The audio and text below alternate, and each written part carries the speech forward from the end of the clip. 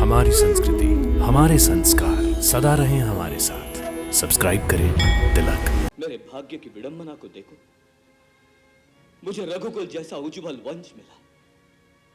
वीर पराक्रमी, सत्यनिष्ठ और परम धर्मात्मा दशरथ जैसा पिता मिला। तीनों लोकों में वंदनीय श्री राम जैसा भाई मिला। और तुझ जैसी पापन, कुलनाशिनी और नीच माता के गर्भ से जन्म दिया गया।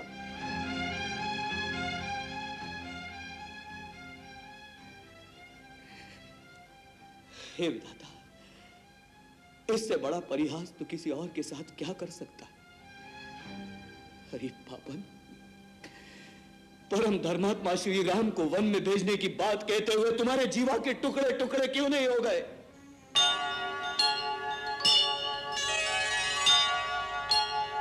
महाराज दशरथ की जय, महाराज दशरथ की जय, महाराज दशरथ की जय, महाराज दशरथ की जय, महाराज दशरथ की जय, महाराज दशरथ की जय, महाराज जय जयकार नहीं है पद की,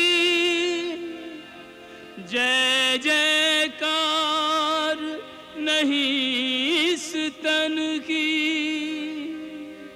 तन से जो सत्कर्म किए हैं, जय जयकार है उन कर्मन की, ये जयकार है उन कर्मन की।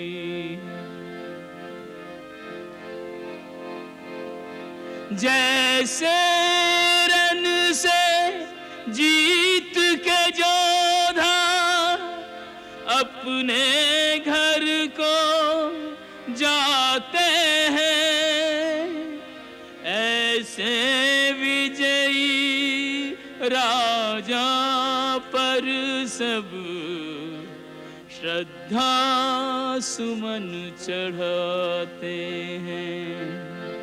ऐसे विजयी राजा पर सब श्रद्धा सुमन चढ़ाते हैं।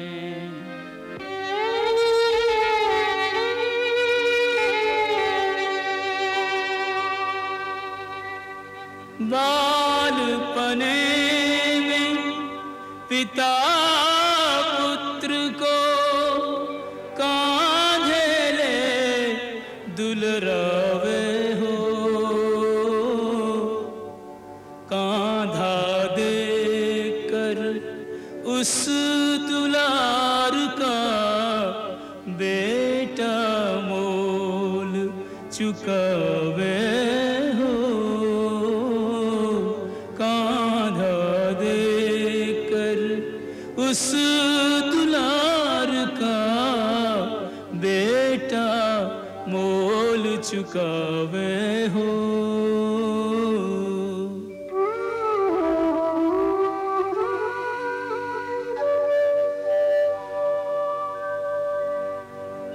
रहे पिता को ध्यान, पुत्र पर कोई आँच न आवे हो,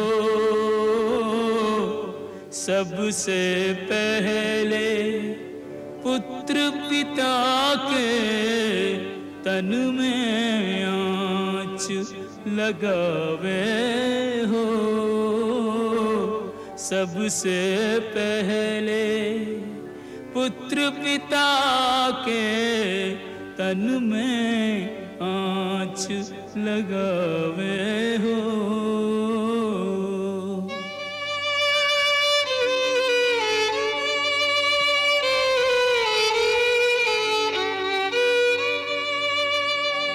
माटी की यह काया जब मरघट में जलने आवे हो,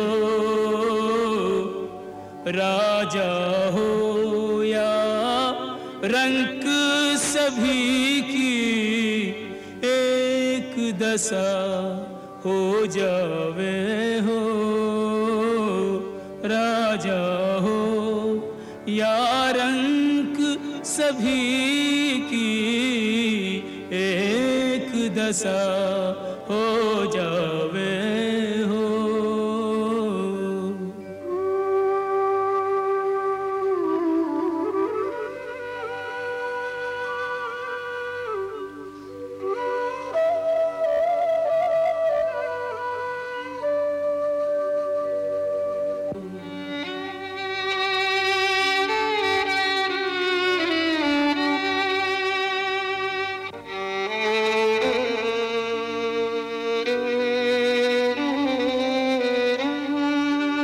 जीने वाला जाने वाले की सुधियां दोहरावे हो।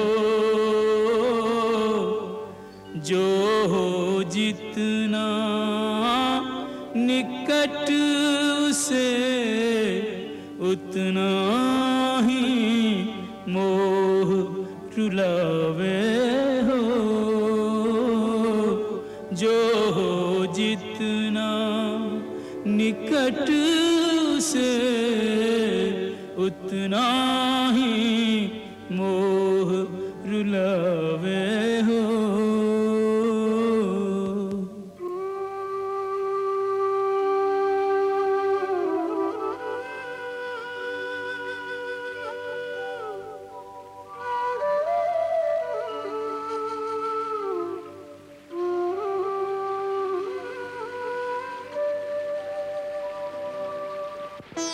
भरत, इन अस्थियों से मोह कैसा? ये तुम्हारे पिता नहीं है। वो महात्मा तो इस समय अपने कर्मानुसार परलोक में बैठे होंगे। जीवात्मा को 5 तत्वों से बना हुआ यह शरीर इसलिए प्रदान किया जाता है कि वो अपने जीवन में इसके द्वारा अपने कर्तव्य और धर्म का पालन करे। प्राणी के चले जाने पर इस पार्थिव शरीर के 5 तत्व अग्नि, वायु, आकाश, जल और धरती मां को वापस दे दिए जाते हैं। अतः इन अस्थियों को सरयू के पवित्र जल को सौंप दो। सबके लिए यही विधान है कुमार। आज जो तुम अपने पिता के लिए कर रहे हो, एक दिन तुम्हारा बेटा तुम्हारे लिए भी यही करेगा। मोह को त्याग दो। तुम्हारा आगे का कर्तव्य तुम्हारी प्रतीक्षा कर रहा है।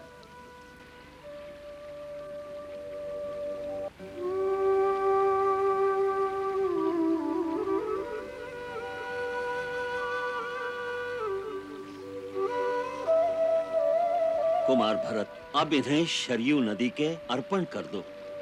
बहते जल की धार में जो डारो बह जाए, जस कीरत सत्कर्म ही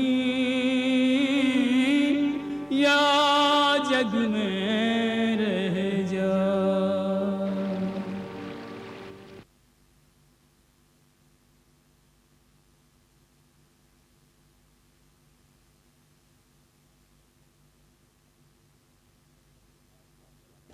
गुरुदेव, आपकी आज्ञानुसार हम राज्यसभा में उपस्थित हो गए हैं।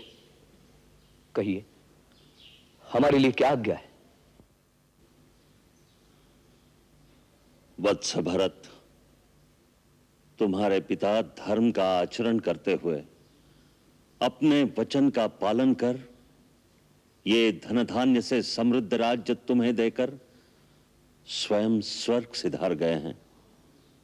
तुम्हारे ज्येष्ठ भ्राता श्री रामचंद्र जी एक महात्मा की तरह अपने पिता का वचन पूरा करने के लिए वन में चले गए हैं। तुम्हारे पिता और ज्येष्ठ भ्राता दोनों ने ही यह अकंटक राज्य तुम्हें प्रदान किया है। अब तुम्हारा यह कर्तव्य है कि सूर्यवंशियों का यह राज सिंहासन तुम ग्रहण करो और अपनी प्रजा की रक्षा करो। यह आपकी आज्ञा है गुरुदेव। यही इस समय तुम्हारा कर्तव्य है भरत। मंत्रिमंडल की क्या सम्मति है? जो राज्य राजा के बिना होता है वो प्रदेश और उस राज्य की प्रजा दोनों ही सुरक्षित नहीं होते। शत्रु ऐसे समय का लाभ उठाकर उस प्रदेश पर आक्रमण करके उसे उजाड़ सकते हैं। इसलिए रघुवंशियों के साम्राज्य को संभालने के लिए इस समय केवल आप ही हैं जो राजा बनने के योग्य हैं। यद्यपि आप ज्येष्ठ नहीं हैं, परंतु बड़े भाई की अनुपस्थिति और पिता की आज्ञा के पालन करने के लिए इस राज्य का संभालना न्याय संगत है। राजा बनने के लिए 3 बातों की आवश्यकता होती है: गुरु का आशीर्वाद, मंत्री और साथियों का सहयोग, प्रजाजन का स्नेह और विश्वास। आज मुझे ये तीनों प्राप्त हो गए। इसीलिए मैं बड़ी प्रसन्नता के साथ यह राज्य स्वीकार करना चाहता हूं। परंतु मेरे मन में एक शंका है। राज सिंहासन पर बैठने से पहले आप सब उस शंका का समाधान कर दे तो अच्छा है। क्या शंका है आपको राजकुमार भरत? कुछ दिन पहले मेरे स्वर्गवासी पिताश्री महाराज दशरथ ने ऐसी ही एक सभा आयोजित की थी जिसमें आप सब उपस्थित थे। क्यों? उस भरी सभा में महाराज दशरथ ने अपने पुत्र श्री राम को राज्यभार सौंपने का प्रस्ताव रखा था और आप सब ने एक साथ एक आवाज में श्री राम के पक्ष में अपना मत दिया था। क्यों? मैं पूछता हूं क्यों आपने श्री राम के पक्ष में अपना मत दिया था? क्योंकि राम जैसा राजा किसी देश को बड़े भाग्य से मिलता है। बिल्कुल ठीक कहा। फिर आपका मत लेने के बाद राजा ने अपनी एक रानी के कहने पर सर्वसम्मति से दिए गए जनमत को ठोकर मारकर आपके प्यारे श्री राम को घर से निकालकर वन में भेज दिया और अपनी एक चहेती रानी के पुत्र को राजा बनाने का निर्णय ले लिया। तब आप में से कोई उठा था यह पूछने के लिए कि हमारे मत का क्या हुआ? क्या आप में से किसी ने राजा के इस अन्याय के विरुद्ध उसे ललकारा? क्या आप में से किसी ने विद्रोह की आवाज उठाई?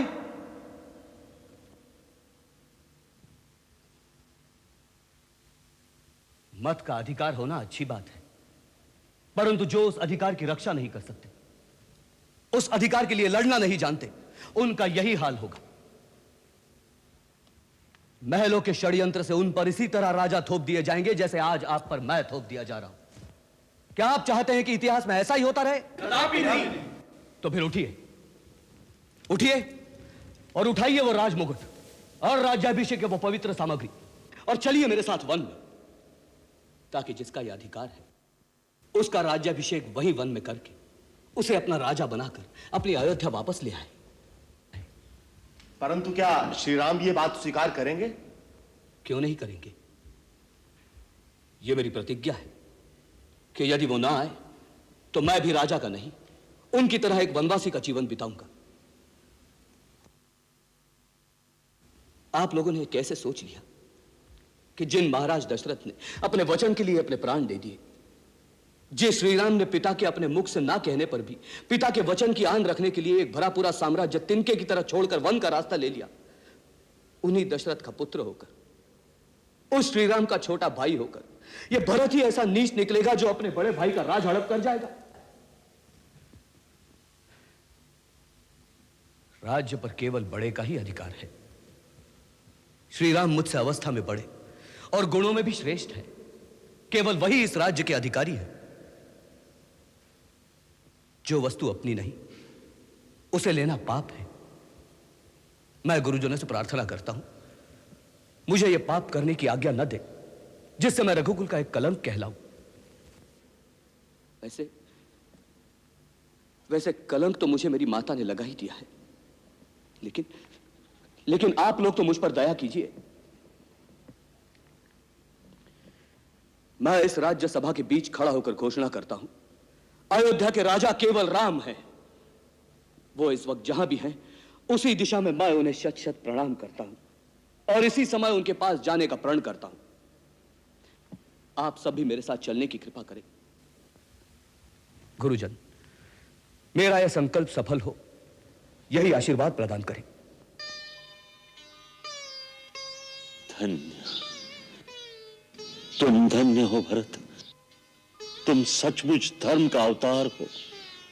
तुम्हारे कई पूर्वज राजा प्रतापी और पुण्यात्मा हो चुके हैं, किंतु धर्म के सामने इतने विशाल साम्राज्य को तुच्छ समझने वाला तुम जैसा महात्मा आज तक कोई नहीं हुआ। तुम राजाओं के राजा हो भरत, तुम धन्य हो। तुम्हारी सदा जय हो, सदा जय हो। तूने बड़े कठिन कार्य का बीड़ा उठाया है भरत। राम बड़ा दृढ़ संकल्प है, उसके निर्णय को बदलना बड़ा कठिन काम है। इसीलिए तो आपका मेरे साथ चलना आवश्यक है। माँ, वो मेरी अनुनय विनय को ठुकरा सकते हैं, मुझे राजनीति धर्म नीति की बातों में उलझा सकते हैं, परंतु आपकी आज्ञा को नहीं टाल सकते। यदि आप आज्ञा करेंगी तो उन्हें आना ही पड़ेगा। माँ, आप मेरे साथ चलिए। अच्छा चल, कदाचित तेरे पुरुषार्थ से ही अयोध्या का भाग बदल जाए। अवश्य बदल जाएगा माँ, अवश्य बदल जाएगा। भैया और भाभी निश्चय ही लौट आएंगे। मैं उनके राज्याभिषेक की सामग्री साथ ले जा रहा हूं। वहीं वन में गुरुदेव उनका अभिषेक करेंगे। फिर हम अपने राजा रामचंद्र को बड़े वैभव के साथ अयोध्या लेकर आएंगे, बड़े वैभव के साथ। माँ, तुम चलने की तैयारी करो, मैं बाकी व्यवस्था देखता हूं।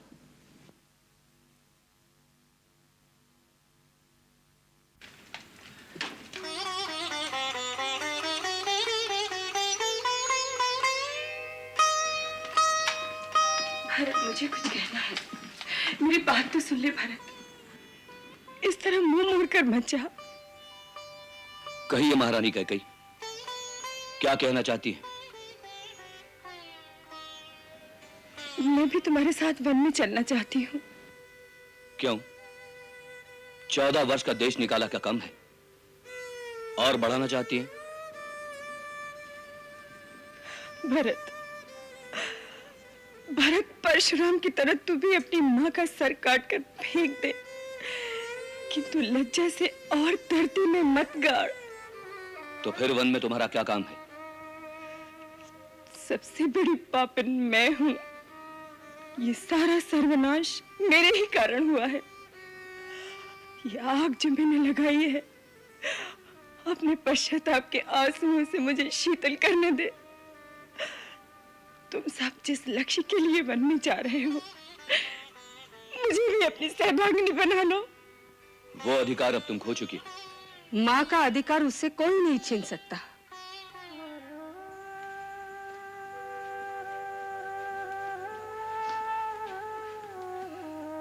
भरत, ये मत भूल, कैकेयी राम की माँ है। माँ पुत्र को दंड भी दे सकती है और उस पर ममता का हाथ फेरने का अधिकार भी रखती है। कैकेयी बहन अवश्य जाएगी। परंतु माँ, ये मेरी आज्ञा है और मुझे विश्वास है राम की भी यही आज्ञा होगी। जो आज्ञा माँ।